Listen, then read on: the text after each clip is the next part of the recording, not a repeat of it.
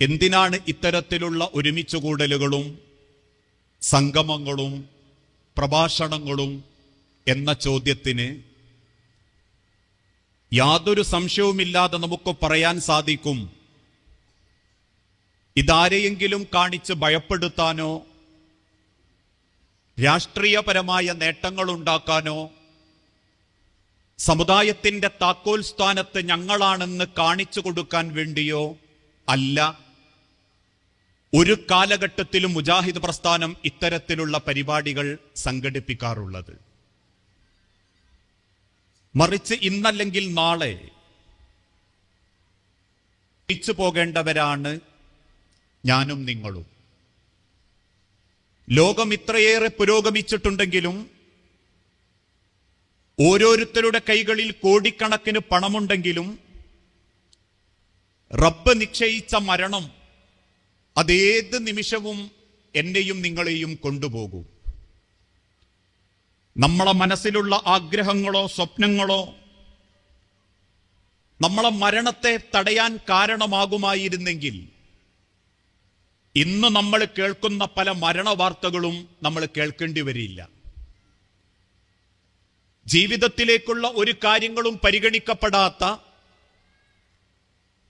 ഒരു മനുഷ്യന്റെയും പണത്തിന് തടഞ്ഞു നിർത്താൻ സാധിക്കാത്ത ഒരാളുടെയും സ്വപ്നങ്ങൾക്ക് പൂർത്തീകരിക്കാൻ കഴിവ് കൊടുക്കാത്ത ഒരു മരണം, അത് പല രീതിയിലും കോലത്തിലും അള്ളാഹു ഈ ദുനിയാവിൽ നമ്മളെ കാണിച്ചു തരുന്നുണ്ട്.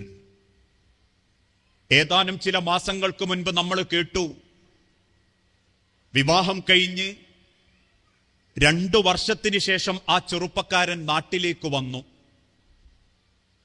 2 വർഷത്തിന് ശേഷം തന്റെ കുടുംബത്തെ, തന്റെ ഭാര്യയെ വിദേശത്തേക്ക് കൊണ്ടുപോകാൻ വേണ്ടിയാണ് ആ ചെറുപ്പക്കാരൻ വന്നത്. കൂടെ ഒരു സന്തോഷം, ആ പെൺകുട്ടി 3 മാസം ഗർഭിണിയാണ്.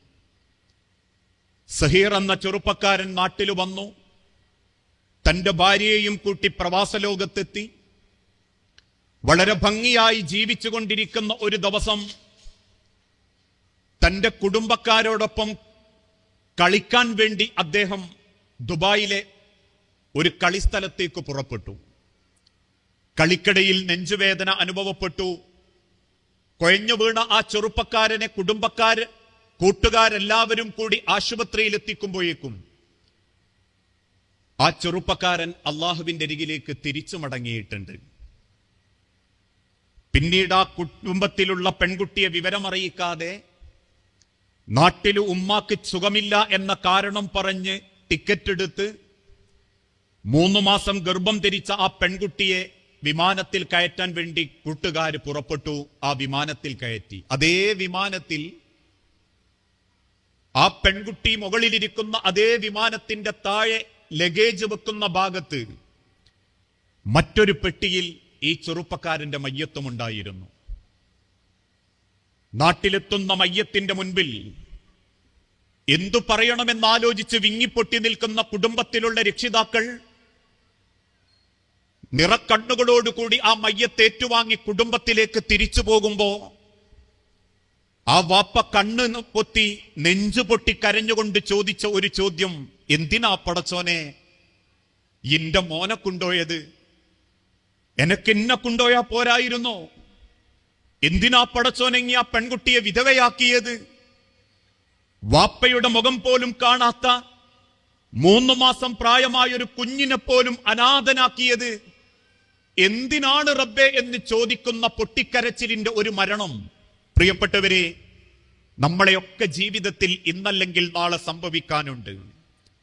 അതുകൊണ്ടാ ലോകത്തുള്ള ഉലമാക്കൾ ആ മരണത്തെക്കുറിച്ച് പാടിയൊരു കവിതയുണ്ട്, വളരെ മനോഹരമായൊരു കവിത. വലത്തുക ഉമ്മുക യബ്ന ആദമ ബാക്കിയ വന്നാസു ഹൗലക യൽഹഖൂന സുറൂറാ ഫഅമൽ ബിനഫ്സിക ഇദാ തകുൻ ബകാ ഫി യൗമി മൗതിക ലാഹികൻ മസ്റൂറാ വലത്തുക ഉമ്മുക യബ്ന ആദമ ബാക്കിയ. ആദമിന്റെ മക്കളെ, നിങ്ങളെ ഉമ്മ നിങ്ങളെ പ്രസവിച്ചിട്ടുള്ളത് ബാക്കിയ കരയുന്നവനായിക്കൊണ്ട, ജനിച്ച കുട്ടി കരഞ്ഞിട്ടില്ലെങ്കിൽ ആശുപത്രി പെട്ടെന്ന് ശോകമാകും, ഡോക്ടർമാര് വെപ്രാളപ്പെടും, കുടുംബക്കാരിൽപ്പെട്ട പലരും പ്രാർത്ഥിച്ചുകൊണ്ടിരിക്കും, ഉമ്മ നിങ്ങൾ. ആ കുഞ്ഞ് കരയുന്ന അന്ന് ഓരോ കുടുംബങ്ങളും സന്തോഷത്തോടെ പടച്ചോനോട് ശുക്ർ പറയുന്ന, അവന്റെ പൊട്ടിക്കരച്ചിൽ കണ്ട് ചിരിക്കുന്ന ഒരു ദിനത്തിലാണ് വന്നാസു ഹൗലക യൽഹഖൂന സുറൂറാ. ചുറ്റുഭാഗത്തുള്ള ആളുകളൊക്കെ അന്ന് നിങ്ങളെ കരച്ചിൽ കണ്ട് ചിരിച്ചവരാ. അന്ന് നിങ്ങളുടെ കരച്ചിൽ കണ്ട് ചിരിച്ച ഒരേ ഒരു ദിവസം നമ്മളെ ജനിച്ച ദിവസമാ. എങ്കിൽ ഫഅ്മൽ ബിനഫ്സിക ഇദാ തകുൻ ബകാ ഫി യൗമി മൗതിക ലാഹികൻ മസ്റൂറാ. നിന്റെ ചുറ്റുഭാഗത്തും കൂടി നിൽക്കുന്ന ആളുകൾ നിന്നെയോർത്ത് പൊട്ടിക്കരയുന്ന ഒരു ദിനം നിന്റെ ജീവിതത്തിൽ വരാനുണ്ട്. നിന്റെ ഭാര്യ നിന്നെയോർത്ത് പൊട്ടിക്കരയുന്നൊരു ദിനം, നിന്റെ മക്കൾ നിന്നെയോർത്ത് നെഞ്ചുപൊട്ടുന്നൊരു ദിനം, നിന്നെയോർത്ത് നിന്റെ ഭർത്താക്കന്മാര് കണ്ണീര് തുടയ്ക്കുന്നൊരു ദിനം, നിന്റെ കുടുംബക്കാരും സുഹൃത്തുക്കളും നിന്റെ ചുറ്റുഭാഗത്ത് കൂടി നിന്ന് വിങ്ങിപ്പൊട്ടുന്നൊരു ദിനം. ഫഅ്മൽ ബിനഫ്സിക ഇദാ തകുൻ ബകാ ഫി യൗമി മൗതിക ലാഹികൻ മസ്റൂറാ. അന്ന് നിന്റെ ചുറ്റുഭാഗത്തുള്ളവര് നിന്നെയോർത്ത് നെഞ്ചുപൊട്ടി കരയുന്ന അന്ന് അവർക്ക് നടുവിൽ നിനക്ക് സുരക്ഷിതനായി പുഞ്ചിരിച്ചുകൊണ്ട് നിന്റെ റബ്ബിനെ കാണണമെങ്കിൽ ഫഅ്മൽ ബിനഫ്സിക, നിന്റെ റബ്ബിനെ നീ ഓർത്ത് നീ ജീവിതത്തെ ചിട്ടപ്പെടുത്തണം. നിന്റെ റബ്ബിന്റെ മനസ്സിൽ നീ റബ്ബിനെ ഓർത്തുകൊണ്ട് നിന്റെ റബ്ബിലേക്ക് നീ അടുക്കണം. അതുകൊണ്ടായിരുന്നു അള്ളാഹുവിന്റെ പ്രവാചകൻ സല്ലല്ലാഹു അലൈഹി വസല്ലമ ഏത് സമയത്തും സഹാബത്തിന് ബോധ്യപ്പെടുത്തി കൊടുക്കുന്ന ഒരു വാക്കുണ്ട്, അക്സിറു സിക്റ ഹാദിമിൽ ലദ്ദാത്തിൽ മൗത്ത്. സർവ ആസ്വാദനങ്ങളും നിലപ്പിച്ചു കളയുന്ന ഒരു മരണത്തെ നിങ്ങൾ കൂടുതൽ കൂടുതൽ ഓർത്തുകൊണ്ടിരിക്കണം.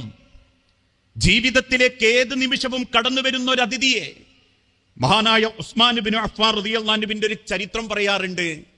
ഉസ്മാൻ ഇബ്നു അഫ്ഫാൻ റളിയല്ലാഹു അൻഹു നരകത്തെക്കുറിച്ചും ജന്നത്തിനെ കുറിച്ചൊക്കെ കേൾക്കുമ്പം കരയൂല. പക്ഷെ ഖബറിനെ പറ്റിയും ആ ഖബറെന്ന ലോകത്തെ പറ്റിയും സ്വഹാബത്ത് പറയുമ്പോഴേക്കും ഉസ്മാൻ ഇബ്നു അഫ്ഫാൻ റളിയല്ലാഹു അൻഹു കരയാൻ തുടങ്ങും. ഒരിക്കൽ ഇത് കണ്ട ഭാര്യ അദ്ദേഹത്തോട് ചോദിക്കുന്നുണ്ട്, എന്തിനാ ഉസ്മാൻ താങ്കൾ ഖബറെന്ന് കേൾക്കുമ്പോഴേക്കും കരയാനുള്ള കാരണം? അതിന് ഉസ്മാൻ ഇബ്നു അഫ്ഫാൻ റളിയല്ലാഹു അൻഹു തിരിച്ചു പറയുന്ന ഒരു മറുപടിയുണ്ട്, അള്ളാഹുവിന്റെ പരലോകത്തേക്കുള്ള ആദ്യത്തെ വാതിലാണ് ഖബറ്. റബ്ബിന്റെ പരലോകത്തേക്കുള്ള ആദ്യത്തെ വാതിലാണ് ഖബറ്. ആ ഖബറെന്ന ലോകത്തെക്കുറിച്ച് എനിക്കെന്റെ മനസ്സിൽ ചിന്ത വരുമ്പോ എന്റെ ഖബറെങ്ങാനും എനിക്ക് മനോഹരമാക്കാൻ സാധിച്ചിട്ടില്ലെങ്കിൽ നാഥന്റെ മുൻപിൽ ഞാൻ പരാജയപ്പെട്ടു പോകും എന്ന ഭീതിയാണ് എന്റെ കണ്ണുനീരിന് കാരണം എന്ന് ഉസ്മാൻ ഇബ്നു അഫ്ഫാൻ റളിയല്ലാഹു അൻഹു കണ്ണുനീരോടെ പറയുന്നുണ്ടെങ്കിൽ, ജീവിതത്തിൽ എപ്പോഴെങ്കിലും നമ്മൾ എത്ര പേര് നമ്മളെ ജീവിതത്തിന്റെ അവസാന നിമിഷങ്ങളെ പറ്റി ചിന്തിക്കാറുണ്ട്?